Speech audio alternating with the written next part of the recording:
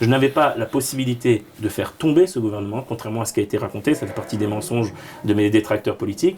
Donc face à cette situation donnée, j'avais oui le choix de démissionner, de ne pas rentrer du tout dans ce gouvernement et laisser la prochaine sur la liste, Stella Weinstein, représentante de l'allié russe, prendre ma place et défendre ses intérêts, ou rentrer et défendre Donc vous avez fait le choix. Léolim, défendre la Judée-Samarie, défendre les idéaux de droite, malgré la difficulté, et je ne regrette pas ce choix.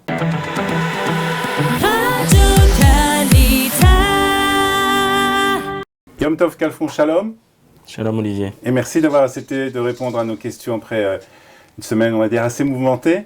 Nous allons parler bien sûr de ce qui s'est passé la semaine dernière dans les bureaux du Premier ministre israélien, Naftali Bennett, et puis aussi de toute cette période. Vous avez été pendant presque un an député du Parlement israélien. Je voudrais commencer par ce qui s'est passé la semaine dernière, il y a une semaine. Vous recevez un appel du bureau du Premier ministre qui vous demande de venir urgemment rencontrer Naftali Bennett. C'est quelque chose que vous êtes habitué? Vous imaginez de quoi il s'agissait? Non, je suis habitué à aller rencontrer le Premier ministre dans son bureau. Ça arrive assez souvent pour diverses raisons, pour des raisons parfois politiques, pour des raisons parfois de travail parlementaire que nous faisons ensemble. Donc il n'y avait rien d'étonnant à l'invitation elle-même. Ce jour-là, j'étais en visite en tant que président de la commission spéciale des éligibles à la loi du retour à Ben Gurion. J'ai accueilli un avion de Olim d'Ukraine. J'étais après dans les hôtels qui accueillent des Olim pour regarder donc le travail qui est fait avec les Olim. Et puis j'étais au téléphone avec le ministère des Finances pour fermer une loi qui devait être déposée justement cette semaine à la Knesset, aussi qui est liée aux Juifs de diaspora. Donc j'étais vraiment au cœur de mon action et donc vous arrivez au bureau du Premier ministre à Jérusalem, vous le rencontrez, et là?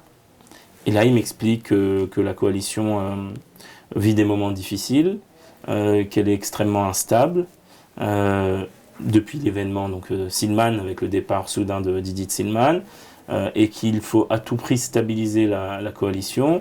Et pour cela, il a fait le choix de remettre Matan Kahana député à la Knesset, Matan étant, on va dire, vraiment l'homme probablement le plus proche de Bennett, et une personne qui, on va dire, en tout cas de ce que m'a été présenté, comme une personne qui pourrait, on va dire, donner un contre aux tentatives de l'opposition de faire tomber la coalition. Mais ce qu'on entend aussi dans ça, c'est que la coalition avec Yom Tov n'est pas aussi stable. Ça veut dire que quelque part, peut-être Naftali Bennett n'a pas tellement confiance en vous? Il y a des rumeurs qui ont été diffusées, je ne sais pas par qui, selon lesquelles j'aurais mené des négociations avec le Likoud pour donc quitter la coalition et rejoindre l'opposition. Ces rumeurs sont fausses. Et je ne crois pas, en tout cas je n'espère pas que le Premier ministre y croit. Lui, il a nié cela en bloc. Vous lui avez demandé? Oui, je lui ai demandé clairement, je lui ai demandé de manière la plus claire possible. Il a nié ça en bloc et de la manière la plus totale. Il a dit pas du tout, nous savons très bien que tu ne mènes pas de négociations. Nous avons des informations en interne qui mènent des négociations avec qui et tu n'es même pas à l'ordre du jour à ce niveau-là. Et puis il y a une autre raison qui est aussi totalement objective. Un député comme norvégien, donc suppléant, ne peut pas faire tomber la coalition. Ça n'a strictement aucun intérêt qu'il déserte et qu'il aille à l'opposition, puisqu'en fait, c'est un trou dans l'eau, puisque chaque vote qu'un député norvégien fait ou ferait est réversible, puisqu'on peut le renvoyer sur place, comme ça a été fait avec moi, et sous 48 heures, serait rentré Matan Kahana, et le vote d'après, on arrange cela. Un gouvernement ne peut pas tomber en un seul vote, contrairement à ce que l'on dit. Il faut pour dissoudre la Knesset, il y a plusieurs lectures, et même ce qu'on appelle le vote de motion de censure constructif, si ça passe une fois, mais que le député s'en va, la fois d'après ça ne passera pas, donc le nouveau gouvernement tombera immédiatement.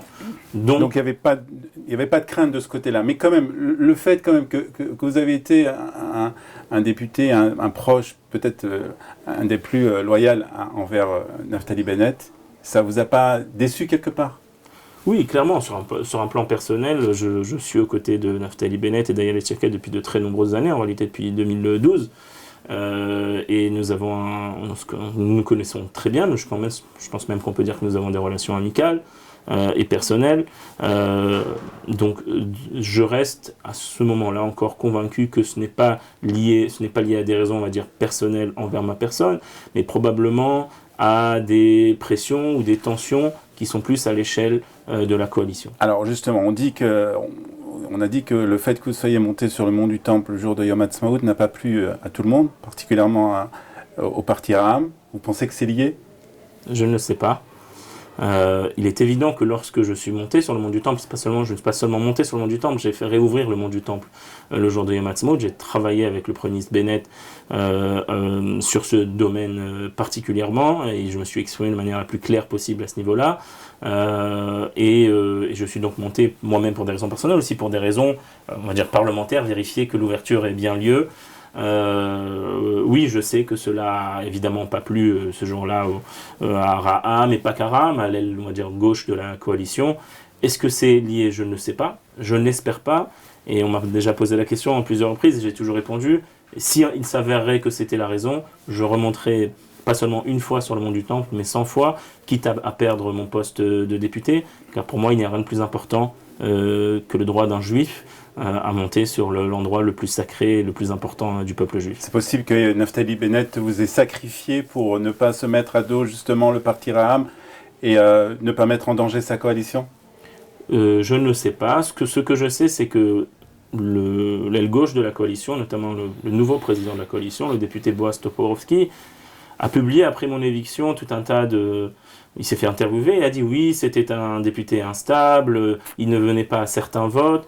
J'ai presque entendu on va dire, une chanson qui ne m'a pas plu, dans le sens où apparemment on voulait oui ma peau.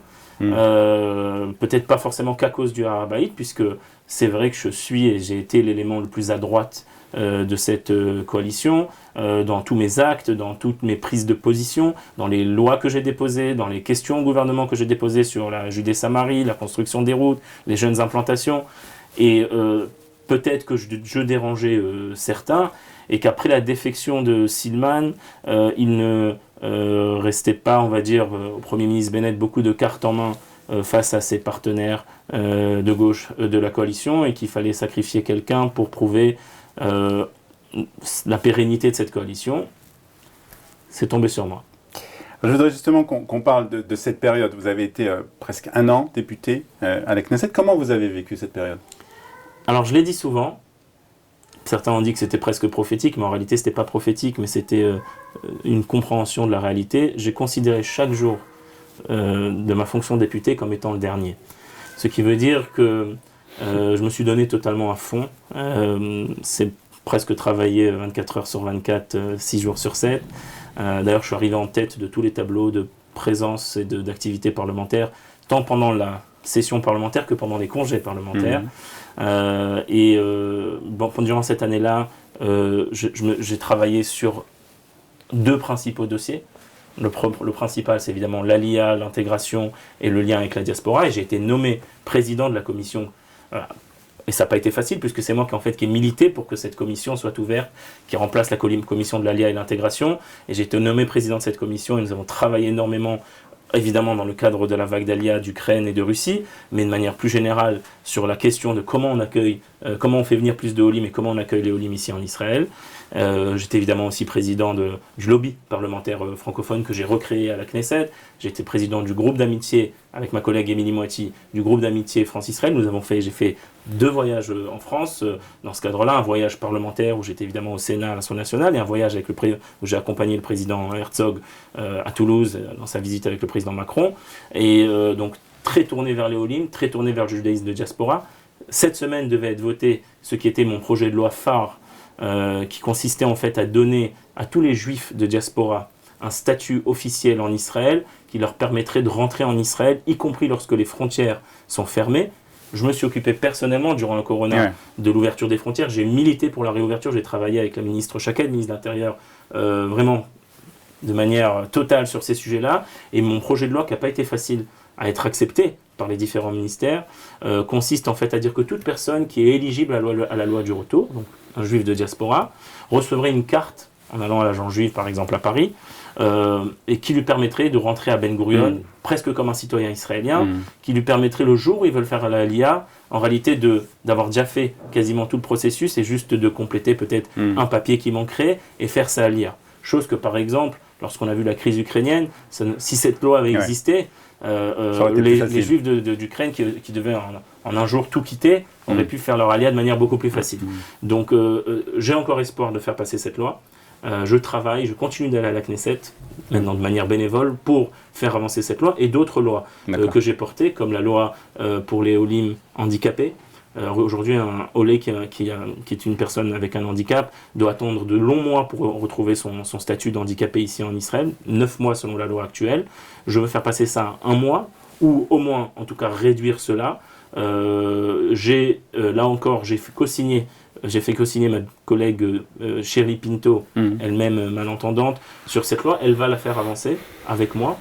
Et toute une série de lois que j'ai fait passer, une loi avec notamment Kalita sur la reconnaissance des diplômes du paramédical, la prolongation de la loi Wayon, toute une série de lois qui sont passées et un plan d'intégration que nous avons voté dans le cadre du budget de l'État de 30 millions de shekels, aussi en collaboration avec Kalita, qui a bien avancé, particulièrement ces dernières semaines, et qui permettra encore plus de faciliter l'intégration des Olim francophones en Israël. Alors, un travail, on va le reconnaître, très important, mais il ne faut pas non plus oublier d'un autre côté que vous avez été victime quand même de beaucoup d'attaques, de menaces, etc. Comment vous avez vécu ça ? C'est sûr que c'était pas toujours agréable. Maintenant, il faut savoir dans la vie, et surtout dans la vie politique, si vous avez la profonde conviction de faire ce qui est le mieux et de travailler pour le Ham Israël, vous savez faire la part des choses. C'est-à-dire que les gens aussi qui m'attaquaient sont souvent déjà eux-mêmes des concurrents politiques, donc des gens qui ont des ambitions politiques, des gens qui ont des associations qui sont financées indirectement par le Likoud. Donc ce sont des gens qui ne font pas les choses de manière honnête. Est-ce que vous comprenez quand même, sincère. Est-ce que vous comprenez quand même le sentiment de ces personnes qui se sont senties trahies par Naftali Bennett, par le fait qu'il n'a pas suivi les consignes qu'il avait données avant les élections? Est-ce que vous arrivez à comprendre quand même ces personnes? Je pense qu'il faut faire la part des choses. Les gens qui insultent et qui ont mené vraiment des campagnes on va dire, de bashing contre moi, ceux qui ont mené ces campagnes ne sont pas ces gens-là. Ce ne sont généralement pas des électeurs de Yamina, ce sont généralement des gens du Likoud ou des autres partis politiques. Et ce sont eux qui ont fait des attaques personnelles, qui ont organisé des manifestations. Il n'y avait pas de gens d'Yamina dans les manifestations, les quelques manifestations qui étaient face à chez moi. Il y avait une militante connue du Likoud et quelques-uns, 3-4, on va dire, amis à elle. Donc ce ne sont pas des gens de Yamina qui ont manifesté, qui se sont comportés, on va dire, de manière assez, j'ai envie de dire, assez honteuse dans leur manière d'être. Par contre, c'est vrai qu'il y a eu des gens de Yamina qui ont été déçus, avec qui j'ai mené de longues conversations, qui ont été déçus par la décision qu'a pris Naftali Bennett de faire cette coalition. Je peux les comprendre, je l'ai toujours dit. J'ai toujours dit que cette coalition, même à mes yeux, est loin d'être optimale. Et s'il y avait une autre alternative, personnellement, je l'aurais préférée. Et je l'ai toujours dit sur tous les plateaux. Ça m'a peut-être coûté ma place d'ailleurs, mais je l'ai toujours dit. J'ai jamais dit que cette coalition était la coalition rêvée. Contrairement à ma collègue Silman d'ailleurs, qui elle parlait comme ça et qui s'est retournée à 180 degrés en une nuit. Dans mon cas, j'ai toujours été clair qu'il n'y avait pas d'autre alternative, si ce n'est une 5e élection. Je peux comprendre qu'il y a une différence de point de vue entre les gens qui disent il valait mieux une 5e élection que ce gouvernement. Et sur ça, j'ai envie de dire, c'est une marloquette qui est presque légitime. Moi, étant à l'intérieur, j'ai vu des choses qui m'ont poussé à arriver à la conclusion qu'il valait mieux quelque chose sur lequel nous avons une certaine, j'ai envie de dire, gestion. Après tout, ce gouvernement avait été paritaire droite-gauche, avec un Premier ministre de droite, avec des ministres de droite comme Ayelet Shaked, comme Elkin, comme Sarr, etc. Mais qui ont les mains liées quand même. Aujourd'hui, on le voit avec Ram, avec la gauche, qui ont quand même les mains liées. Oui, s'ils n'avaient pas les mains liées, on aurait été dans un gouvernement de droite, alors ça aurait été la situation optimale. C'est ce qui explique que la situation n'est pas optimale. Ils n'ont pas les mains liées dans le sens, ils sont dans une coalition, et il y a dans une coalition, dans toute coalition, des pressions de chaque membre de la coalition. Pas que, on parle souvent de RAM, je ne suis pas sûr personnellement que le principal problème de cette coalition, ce soit Raham. C'est une coalition... C'est une coalition où le parti Yeshatid et Yair Lapid ont par exemple une très très grande influence sur tout ce qui se passe. Et ce ne sont pas des gens de droite non plus. Donc ça, il faut le reconnaître. Et au-delà de ça, il faut aussi encore une fois faire la part des choses entre la propagande et les faits. C'est souvent les gens ont été... vous savez, le nombre de fois où j'ai dû expliquer aux gens que ce qu'on leur a raconté n'est pas vrai n'est pas un changement de situation mauvais par rapport au passé. Vous savez, des gens qui m'ont dit « Ah, il y a un vice-président de la Knesset qui parle arabe, qui est arabe, c'est parce que vous avez fait un gouvernement avec les Arabes. » Je dis « Maintenant, il y a toujours eu des vice-présidents de la Knesset arabes ou des présidents de la commission de la Knesset arabe, ils sont députés à la Knesset, on peut aimer ça ou pas, mais ça n'a rien à voir avec le gouvernement. Ou que les Arabes parlent à la Knesset en arabe, ça a toujours existé. Sauf que les gens, par le passé, n'ont pas été manipulés par une propagande qui leur a montré ça devant les yeux. Tout un tas d'autres choses qui ont toujours existé par le passé, et que ce n'est pas cette coalition qui a changé les choses en mal. Mais ceci étant, j'ai toujours dit et répété, moi personnellement, je n'ai pas fait partie au vote qui a mis en place ce gouvernement, puisque je suis rentré par la loi norvégienne. Je n'avais pas la possibilité de faire tomber ce gouvernement, contrairement à ce qui a été raconté, ça fait partie des mensonges de mes détracteurs politiques. Donc, face à cette situation donnée, j'avais oui le choix de démissionner, de ne pas rentrer du tout dans ce gouvernement et laisser la prochaine sur la liste, Stella Weinstein, représentante de l'Aliyah russe, prendre ma place et défendre ses intérêts, ou rentrer et défendre les Olim. Vous avez fait le choix. Les Olim, défendre la Judée-Samarie, défendre les idéaux de droite, malgré la difficulté, et je ne regrette pas ce choix. Alors vous ne regrettez pas ce choix, vous avez parlé aussi des choses que vous avez faites, et dont on peut être fier des choses que vous avez faites.